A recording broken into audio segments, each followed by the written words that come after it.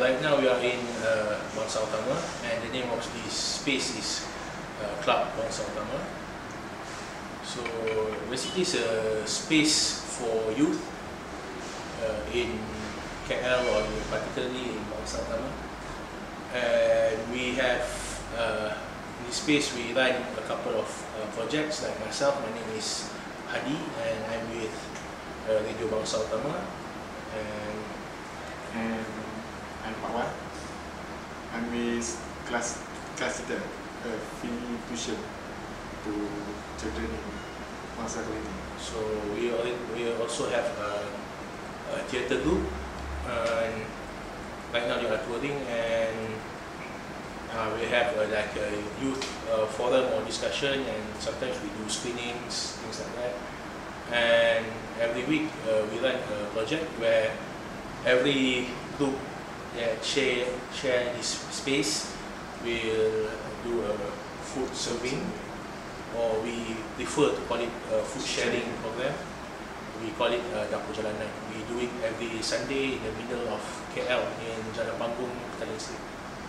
I can say that it started around late 2010 or early 2011 when it's like post 2008, after the 13th general election, there was like a boom, increase in awareness among youth about the social and political issues. We have the same increase in awareness during the 98 era until 2000 plus, and it cooled down a bit, and after 2008 it suddenly decreases because of the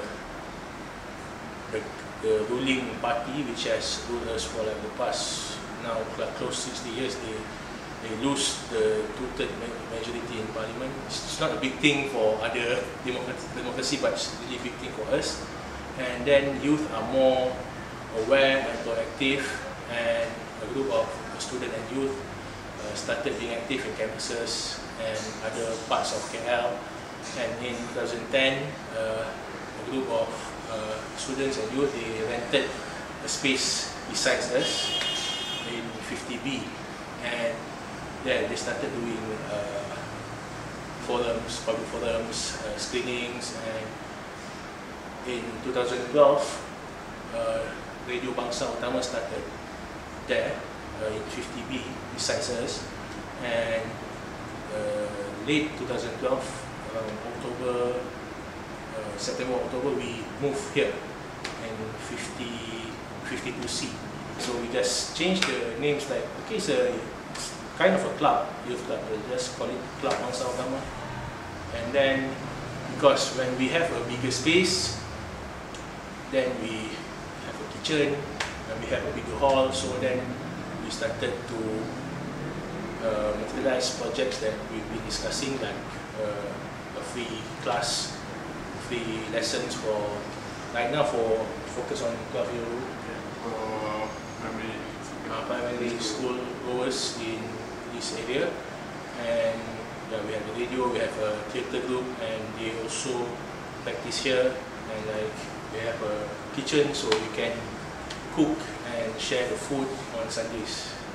For myself, I'm self-employed. I sell books online at the same time.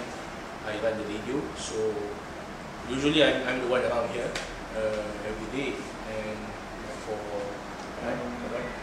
I'm a full-time student at Kelab, so I'm not every day here lah.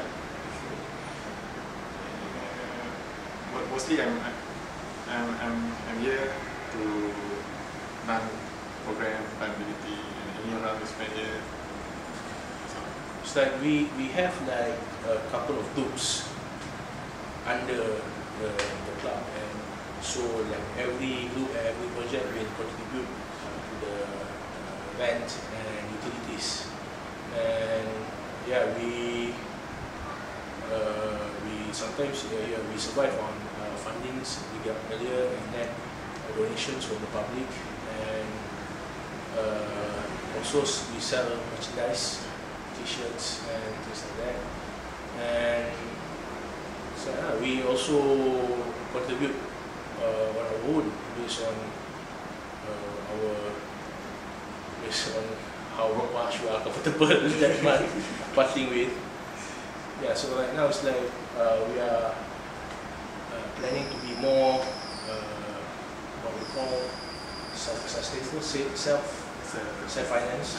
So we hope to like sell more of our stuff, merchandise, to just not for like profit of any individual, just to make sure that this place pay the rent, pay the bills, so we can do more programs.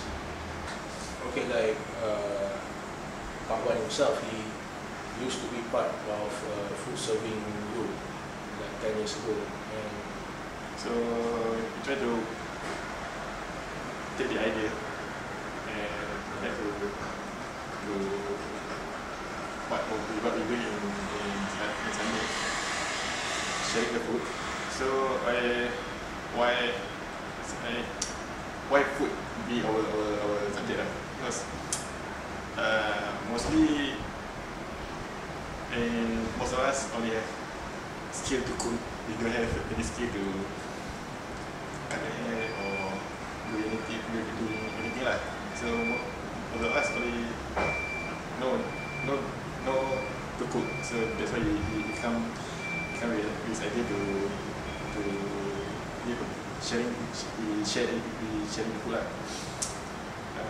Even when we were like next door, the idea of running a food serving, food sharing program was discussed, but because we don't have a kitchen there, and like Pak Wan and another friend of ours, both of them were involved in this kind of program since they were like 18, 19, and when they presented to us, for me personally, I can see that at first it's like it's a big commitment, because like every weekend you have to be there. But then after doing it, I realized that yeah, you can do so many things, but first we have a kitchen, and because we already have like other groups or other individuals like donators, cooking utensils and things like that, and as a community project or as a youth project with sharing, cooking food, food serving, sharing food is really good as an introductory project for to make them attract to volunteerism, because when you cook, it's like very labor intensive. So one cooks, one will cut the onions, chilies, whatever, and one group have to go to the market to buy stuff. So the involvement, you need to involve so many people. At first it's quite time consuming, because we were like only 5 to 10 hours, and when it goes and we can see like it's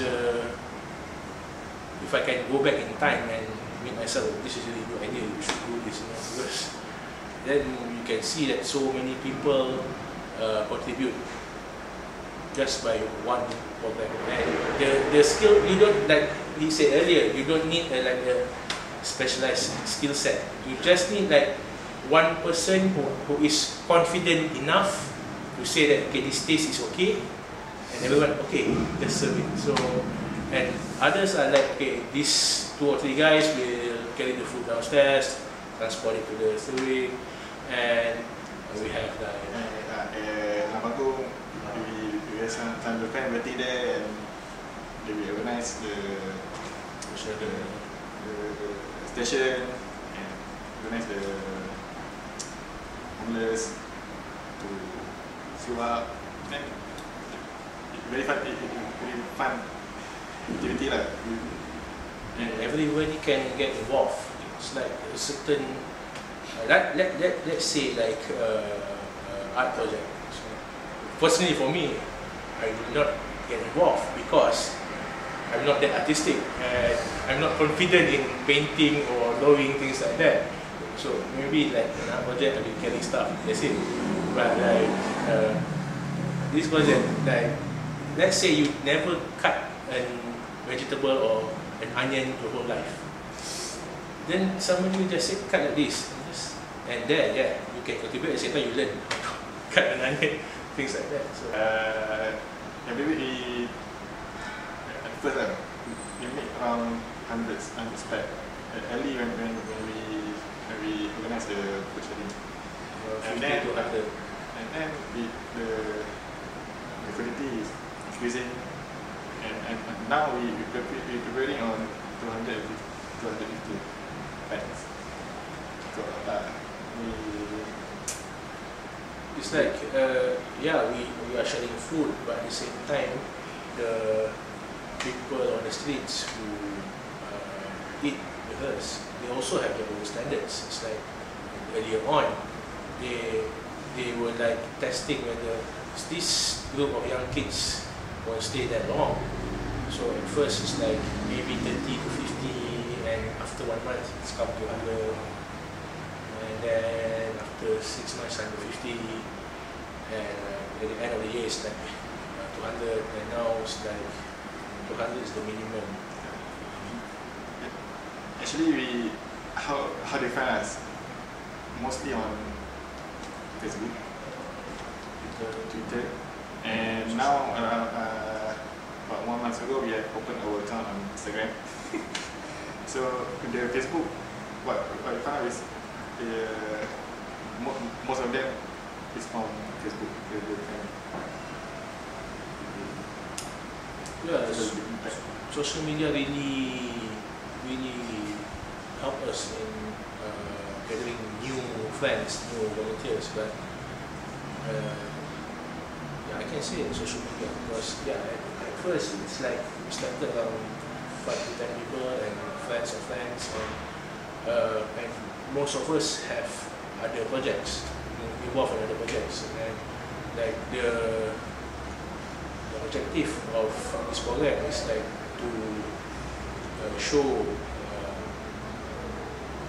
people, especially youth out there, that never involved in this kind of volunteer project or any project. It's like this is like very introductory. It's like we try to make it as not that committed. And okay, if you are free this week, come this week. It's not that rigid. It's like very loose, collective, and it's not very, because our objective is like to show, okay, this is a type of volunteer work project. It's not that commitment heavy. You can do it like, let's say your community, your campus, your flat or apartment have an issue, you can do projects like this. Let's say that let's say that the place you live, say your flat, let's say that you have a garbage problem, you can take the initiative by forming the own committee to clean up your place, and it's like every week you have a volunteer to clean up and maybe recycle, things like that. We just want to show like, okay, this is a type of small projects that can get bigger and bigger, and every week it's there. And most important thing is like the volunteering is fun. Yes, it surprises, because like I graduated in 2007. When I was in university, there's no like volunteer subject, but now evidently there is. You have a subject part of syllabus, you have to like pass it to graduate. So we never knew about this. But then when started like a group of students from this university, that university, came by bus, and 30 or 40 then go. So okay, I guess, but at the same time, my criticism is that this just shows that in Malaysia university itself, there's no like continuous or fun programs that introduce Malaysian students to volunteer work. So you got this like vacuum for students who wants to contribute and volunteer, because from my experience, especially in public universities, this kind of programs are like very in a way very partisan. Things like that, have agenda and it's not protecting youth. It's like you have to sometimes like wear uniform, this and that. But like maybe I don't know. Maybe like for us because this is run by youth ourselves. I'm not that young, but still considered. And yeah, we try to make the environment as comfortable for other youth to join too, because we know that the objective is like to be the introductory program for them, so that we hope they can evolve in a bigger, more serious, if we can call it, a serious project in the future. Right. It's like sharing food and sharing experiences. Sometimes most of them don't get exposed with homeless. Even when we ask what your point of view about homeless, mostly we give most of the time they give a negative feedback. Homeless is a sometimes very then is it what just we said okay, most of them we not say that they are very good. Maybe there's some of them there's the background, but what we try to them is what we encourage them is to be near to them, attached to the homeless, speak. Because what we think that homeless they also human. They don't. Sometimes they're alone. Sometimes they're friends, but their friend is such person just like them. Right? How about we get in touch with them, knowing them, maybe in that interaction, maybe can build some bridge, maybe in some good manner that we can come back, join the community. What he said earlier, there's a misconception about homeless or people on the street in Malaysia. Like personally for myself, like, I've been involved. This is like my second year, so I've been involved since last year. And before, it's like we don't realize that there are many things that we need to improve in this country. But one of the things that, in a way, is good, especially in KL, that you don't get homeless or people starving, dying on the streets. You can see from the news in, like, let's say Europe or United States, the states, or when the weather change, winter, and people are starving, dying, but we don't have it here. The thing is because most of the people on the streets, even they don't have houses or homeless, they sleep on the streets. They do work, but they work on jobs. Let's say they work in a parking lot today, tomorrow they work at a coffee shop washing dishes, or the day after they collect paper, things, recycle. They can get like around 5 to 15 ringgit per day, but living in KL, Kuala Lumpur, big city, maybe you can pass by, you can get a meal daily. If you smoke, there goes 10 ringgit for a box of cigarettes. But they are hungry, but they are not starving. But things that we look as ordinary food, let's say for us like roti canai or simple cake, we just look at it as a simple food, but for them it's luxury. So we just share this kind of food with them and share their experiences. And for myself, even when I started this, and I know that they are working. It's like I can say that there's no druggie in Kuala Lumpur, maybe 1 or 2 of all the hundreds I met. Most of them are working, been on the street for like 10, 20 years. Some fell on hard times, running from debt. Some have family problems, things like that. But that's not our concern. That's like their business, and we just want to. It's like when we do this program, when we share food with them, when we share free loft clothes and we give toiletries, it's like we are gaining more.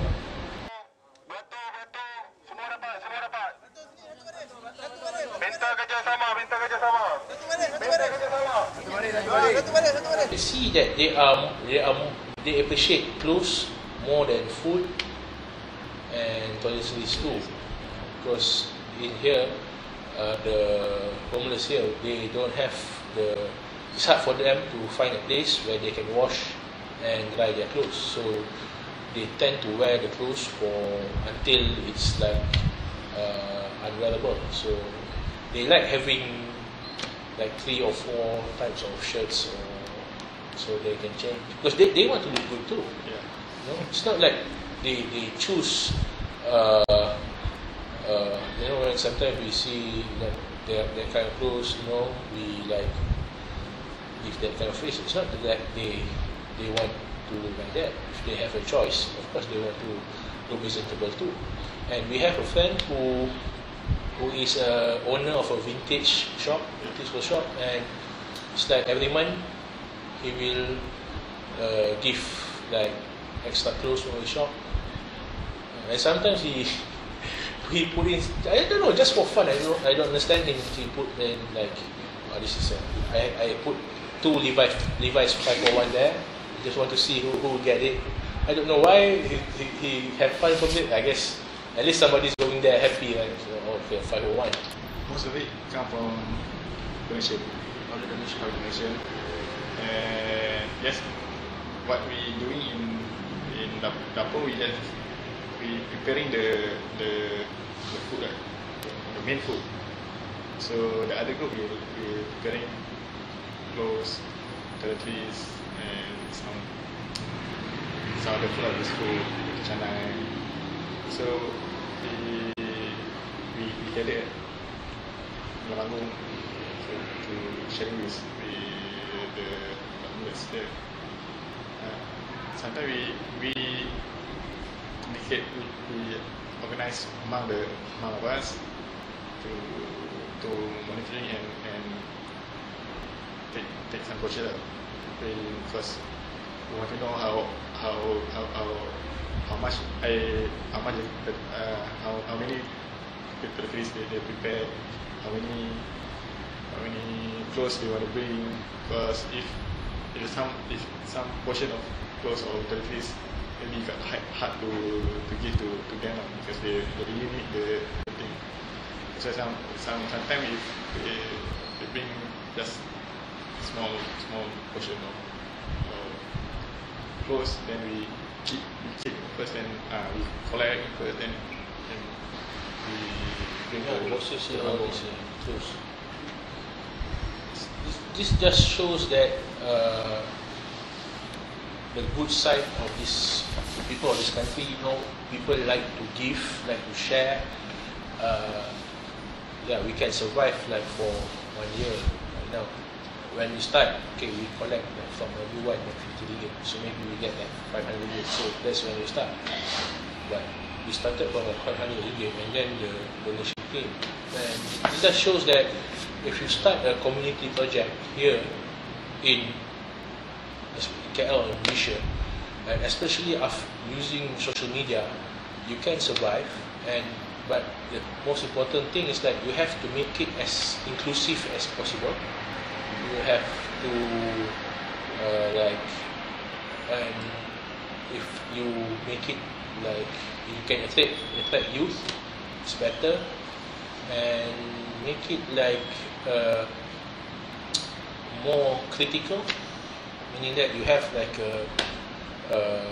something you are criticizing against. I was like, for me personally, when I share food, it's like my criticism to the ruling party that, you know, you are building like 100 billion ringgit building, mega project this, mega project that. The prices of food is getting increasing, but you still have people on the streets. You know, that's personally for me. So if you have this element, and I don't see why you can't be successful. It's like you have an issue, you do a project on it, and yeah, if you make it as inclusive as possible, yeah, people will support it. Yeah, for me myself personally, like whatever it is, let's say until 2020 or 2025, let's say that this country turn for the good, become better, and you don't need there's no like people on the streets anymore. There's like no need for food serving, food sharing, but still you need to have a program like not meaning that as inclusive as this, a platform for you to meet each other, to discuss, to have a goal, an issue, to experience working together, so they build trust relationship for them to embark on another project. But like for me myself, after 1 year, I can see that with things going currently as they are, I think if we are capable enough and we have the resources, it's better for us to open a shelter for like people on the streets. Yeah, I think I don't know. For me, the most important thing in doing a project like this, any type of project, volunteer or for youth or for students, is to make it as inclusive as possible. Especially like if you are doing volunteer works, like nobody is getting paid, so you have to tread carefully, meaning that you want things to run smooth and be organized, but at the same time you can't be that regimented because nobody is getting paid doing this. So I think that's a good experience, in how to give an order without giving an order, without being very aggressive about it. No, it's more lah. We try to make it loose, because what we found out that people are more comfortable when they come here. They can do anything. They don't have to do this. Don't have any hierarchy or order that sometimes can stop the move. Because like what Pak Wan said, the most important thing is like self-awareness and empowerment. And because we want, because most of them are students, and they will not like stay here for like another 10 or 20 years. Maybe they will work somewhere else, part of the country. So when they go to other places, maybe they can start other projects, and they have the experience from here, and they can lead and they can share with other youth. So that's the most important thing.